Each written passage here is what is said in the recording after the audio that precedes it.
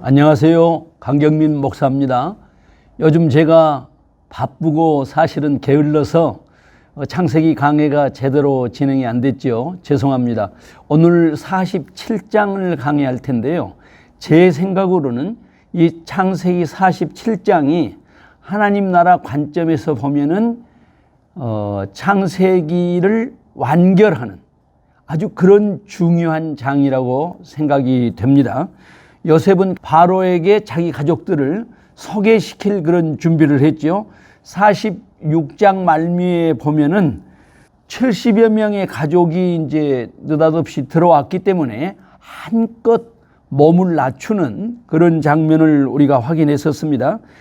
애굽인들이 무시하는 목축업자라는 것을 처음부터 끝까지 일관되게 분명하게 왕에게 말하라, 이렇게 이야기했지 않습니까? 그리고 이제 그 형제들 다 왕을 아련한 게 아니고 그들 중에 5명만 그리고 이제 아버지 야곱만 왕을 아련하도록 그렇게 계획을 세웠습니다. 형제들은 교육받은 대로 이제 왕을 잘 아련했습니다. 그리고 왕도 만족해했고 그들이 고센 땅에 정착해 살도록 왕이 허락한 반면에 왕의 가축을 돌보는 일까지 맡겼단 말이죠. 예나 지금이나 왕의 재산을 관리한다는 것은 특혜이지 않겠습니까? 형제들이 왕을 무사히 아련하고 나왔는데 이제 다음은 아버지 야곱이 왕을 아련할 차례예요. 아마 요셉도 초긴장을 했을 것입니다. 아니나 다를까 대형 의전사고가 터졌습니다. 아버지 야곱이 바로를 만나자마자 바로를 향해 축복했습니다. 바로를 향해 복을 빌었습니다. 아마도 손을 들고 축복을 했을 것입니다. 왜 이것이 대형 의전사고일까요? 지금이나 그때나 축복은 윗사람이 아랫사람을 향해서 하는 거예요. 이거 증거가 있습니다. 아브라함 시대, 그러니까 야곱보다는 한참 전이죠. 멜기세덱이 아브라함에게 축복했던 그 사건을 설명하면서 그 멜기세덱이 우리 믿음의 조상 아브라함보다 더 높은 분이다, 이것을 설명하면서 히브리서 기자가 이렇게 설명합니다. 히브리서 7장 7절인데요. 패 일어나고 낮은 자가 높은 자에게 축복을 받느니라. 패 일어나고 낮은 자가 높은 자에게 축복을 받느니라. 이게 당시에 관행임에 분명하거늘 일개 목축업자요 천부에 불과한 야곱이 애굽의 왕 파라오에게 축복을 한다라는 게 이게 도대체 말이 되겠습니까? 그런데 야곱이 왜 그렇게 했을까요? 야곱에게 이런 생각은 너무나 자연스럽고 당연했지요. 애굽의 왕이든지 어떤 나라의 왕이든지 천지를 창조하신 하나님의 수하에 있는 거다. 나는 그 하나님의 뜻을 세상에 알리는 선지자다. 그 이름 그 권세로 애굽의 왕 파라오를 축복한 것이죠. 사실 이와 같은 생각, 이와 같은 사상은 이미 요셉에게도 분명히 내재 있었죠. 다만 그 사상이 권력 투쟁의 화근이 되지 않도록 조심했을 뿐이지요. 요셉이 자신의 위치, 정체, 사명을 뭐라고 말했죠? 45장 8절에서 이렇게 이야기했잖아요. 하나님이 나를 바로에게 아버지로 삼으시고 그 온 집의 주로 삼으시고 애굽 온 땅의 통치자로 삼으셨나이다. 할렐루야. 참으로 요셉의 자의식은 분명했지요. 그는 하나님을 대신한 통치자였습니다. 하나님의 뜻을 이 땅에 성취할 대리자였습니다. 하나님 나라에 대한 분명한 인식을 가지고 있었던 사람입니다. 요셉의 이런 사상을 어디에서 전수받았을까요? 당연히 아버지 야곱이지요. 그 야곱이 오늘 마침내 애굽의 왕 파라오 앞에 선 것입니다. 그가 파라오를 축복했던 것은 너무나 당연했습니다. 느닷없이 축복을 받은 바로가 야곱에게 감사했을까요? 당황했을까요? 당황한 기색이 역력하지요. 내 나이가 몇이냐 이렇게 묻거든요. 여기서 뜬금없이 왜 나이를 묻지요? 내가 누군데 여기서 나에게 축복하느냐, 이런 아니꼬움의 표현이라고 봐야지요. 야곱의 대답 또한 당당하고 진솔했습니다. 내 나그네 길의 세월이 130년이니이다. 내 나이가 얼마 못 되니 우리 조상의 나그네의 길에 미치지 못하나 험악한 세월을 보내었나이다.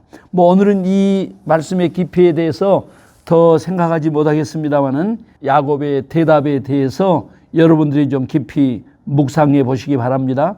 왕과의 대화가 끝나자 분명히 긴장이 고조되었을 텐데 야곱은 퇴정하면서 다시 한번 손을 들어 왕을 축복합니다. 저는 여기서 야곱에게 이런 찬사를 보냅니다. 세상을 이긴 야곱. 세상을 이긴 야곱. 과연 야곱은 세상을 이긴 자로 우뚝 선 채 그 마지막 시간이 가까워 오고 있는 것입니다. 이렇게 해서 야곱과 그 자손들이 기름진 땅 고센에 정착하게 되었죠.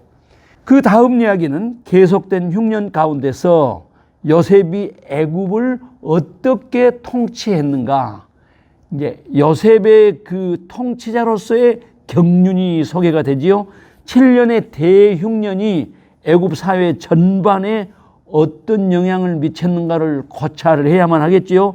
예컨대 중세 패스트가 전 유럽을 강타함으로 인구의 몇 %가 죽었다. 이런 사실만 가지고는 우리가 역사에 대한 이해가 심히 부족한 것 아니겠습니까? 중세 패스트의 유행으로 인구의 절반가량이 사라지게 되자 농노들을 통해서 지탱되어 왔던 봉건 제도가 급격하게 무너졌죠. 그리고 신성시되었던 종교적 권위가 무너지면서 부패한 교회의 재구성에 지대한 영향력을 끼치게 된 거죠. 이와 같은 역사적인 교훈은 지금의 코로나 시대가 문명의 대전환 시대라는 것을 예고하고 있는 것입니다. 교회가 이 급속히 전개되고 있는 문명사적인 대전환을 능동적으로 대체하지 않으면 뿌리까지 흔들리는 그런 환란을 면치 못할 것입니다. 요셉은 7년이나 계속된 대흉년을 어떤 식으로 대처했을까요? 백성들이라고 했지만 그 가운데는 모든 농노와 지주들이 포함되어 있을 것입니다. 당시 사회 구조에 대한 전 이해가 부족하기 때문에 전문가들의 도움을 받지 않고는 정확한 평가가 좀 어려운 게 사실입니다. 그러나 분명한 것은 7년의 대흉년이 당시의 사회 구조를 완전하게 뒤바꾸어 놓았다라는 사실입니다. 지주고 농노고 다 없어졌어요. 모든 백성들이 돈과 가축과 토지를 바로에게 바치고 그 대가로 곡식을 얻었지요. 그러니까 돈과 토지가 모두 왕에게 귀속되고 말았습니다. 지주나 봉건제 같은 것이 완전히 무너져 버리고 왕의 국가의 권력만 남게 된 것입니다. 왕권 강화가 된 것이 확실한데 그것에 대한 평가는 확연히 다를 수밖에 없죠. 만일에 당시 상황이 봉건 지주들의 횡포 때문에 가난한 농노들의 고통이 심했다면 왕권이 강화된 게 하나님 나라에 더 가까워지게 된 거지요. 그런가 하면은 당시 왕권의 횡포 때문에 가난한 농민들의 고통이 심했다면 왕권 강화는 하나님 나라와 더 멀어진 결과를 초래했겠지요. 요즘식으로 생각하면 이런 것일 겁니다. 자유민주주의와 사회민주주의의 근본적인 차이가 무엇일까요? 간단하지 않겠지요. 가장 중심적인 기운은 이런 것 아닐까요? 자유와 평등의 균형을 위해서 정부가 어느 정도 간섭해야 하는가? 그러니까 자유와 평등의 균형은 온 인류의 희망이고 하나님 나라의 견고한 토대입니다. 이것을 위해서 정부 개입이 적을수록 좋다. 이런 게 자유민주주의가 추구하는 가치일 겁니다. 인간의 악함을 생각할 때 정부 개입 없이 자유와 평등의 균형은 불가능하다. 그러니 정부의 역할은 증대돼야 한다. 이런 가치를 갖는 게 사회민주주의 아니겠습니까? 자, 이런 기준으로 요셉 당시 애굽의 사회 구조가 왕권 강화 때문에 농민들이 시달렸는가? 봉건 지주들의 권력 때문에 농부들이 시달렸는가? 다시 말하면 어느 체계가 자유와 평등의 균형을 가져왔을까? 이것이 그 사회가 하나님 나라와 얼마나 가까웠는가를 가늠하는 잣대가 되겠지요. 그런데요, 요셉을 통해 왕권이 절대적으로 강화되고 봉건 지주들의 권리가 완전히 무너졌습니다. 토지는 다 국가의 소유로 귀속됐습니다. 그런데 그 결과가 놀라웠습니다. 백성들이 농사를 지은 후 국가에게, 왕에게 납부할 세금은 총 소득의 20%밖에 되지 않았습니다. 80%는 자신들의 삶을 부요하게 하는데 써라. 이것이 요셉의 토지법의 핵심입니다. 우리나라 근대사에서도 농부들이 지주한테 바친 소장료가 많을 때는 80%까지 올라갔죠. 이 정도면은 지주들이 생도둑이죠. 농부들의 가죽을 벗겨먹는 그런 횡포였죠. 아마 가장 인심 좋을 때 소장료가 50% 정도 됐을 겁니다. 그런데 요셉이 제작한 토지법 하에서는 소장료가 20% 뿐이었습니다. 80%는 농민들의 복지 향상으로 돌아갔습니다. 이런 제도가 얼마나 계속되었는지는 우리가 알 수 없습니다. 당대의 기준으로 보아도 획기적인 사회 변혁이라 말해도 틀림없을 것입니다. 과연 요셉은 그 자신이 고백한 것처럼 애굽의 통치자, 유명한, 아니 거룩한 경륜가였습니다. 백성들의 눈물을 닦는 하나님 나라의 실현자였습니다. 우리가 이것을 놓치고 요셉을 평가하기는 어렵습니다. 야곱은 고센에서 17년간 더 살다가 147세 세상을 떠나잖아요. 야곱은 자신의 생의 마지막이 가까워온 것을 알고 총리 대신 요셉을 고센 땅으로 부릅니다. 유언을 남깁니다.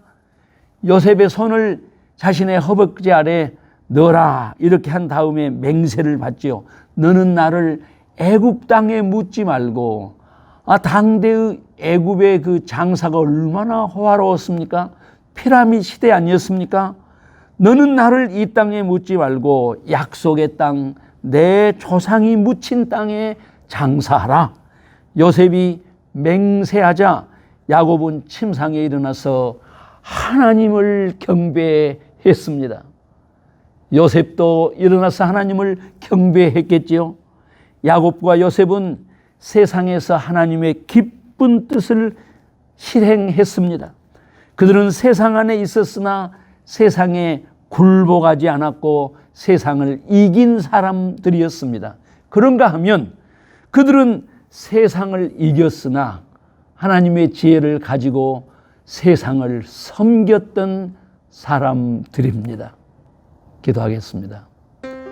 하나님 아버지, 요셉과 야곱의 그 찬란한 인생 여정을 통해서 그들의 놀라운 철학을 통해서 우리가 이 땅 위에 전개되는 하나님 나라의 그 신묘한 뜻을 깨달아 알고 우리도 하나님의 뜻이 하늘에서 이루어진 것처럼 땅에서 이루어지는 일에 헌신하게 하여 주시옵소서. 예수님 거룩하신 이름으로 기도하옵나이다. 아멘. 구독, 좋아요, 알림 설정